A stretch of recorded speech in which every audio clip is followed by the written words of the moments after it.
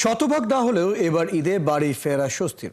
কোথাও বেশি ভাড়া আদায় বা অনিয়ম পেলে সাথে সাথে ব্যবস্থা নেওয়া হচ্ছে বলে জানিয়েছেন জ্বালানি ও যোগাযোগ উপদেষ্টা মোহাম্মদ ফজলুল কবির খান। বৃহস্পতিবার কমলাপুর রেলওয়ে স্টেশন পরিদর্শনে এসে তিনি আরও বলেন, মানুষের ঈদযাত্রা যেন কষ্টের না হয়, প্রতিনিয়তই সেই চেষ্টাই করা হচ্ছে। জাহিদুল ইসলামের প্রতিবেদন। ঈদ উপলক্ষে এবার স্বাভাবিকের চেয়ে অতিরিক্ত 5টি ট্রেন এবং 40টি কোচ যোগ করেছে রেলওয়ে কর্তৃপক্ষ। সরকার নেওয়া এমন পদক্ষেপে অনেকটাই স্বস্তির যাত্রা রেলপথের যাত্রীদের।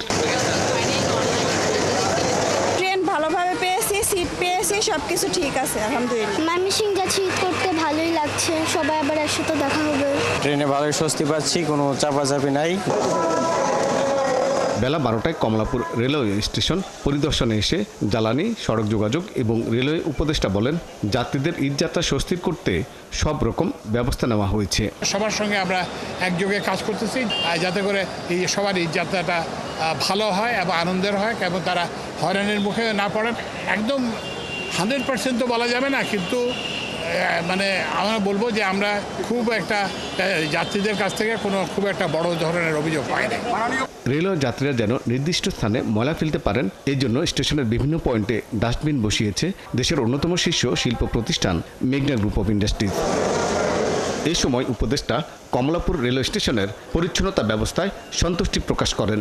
আমি গতবার যখন এখানে এসেছিলাম তখন এখানে অনেক ময়লা ছিল, তো আমাদের ওই যে মেঘনা গ্রুপ থেকে ওনারা কতগুলো বিন দিচ্ছেন এবং এর ফলে আমরা এখন দেখতেছি যে এখানে পরিচ্ছন্নতা অনেক বেড়েছে এবং আপনারা সবাই কিন্তু ওই যে যা কিছু ময়লা সেগুলো বিনে ফেলবেন। এমন উদ্যোগকে সাধুবাদ জানিয়েছেন যাত্রীরা।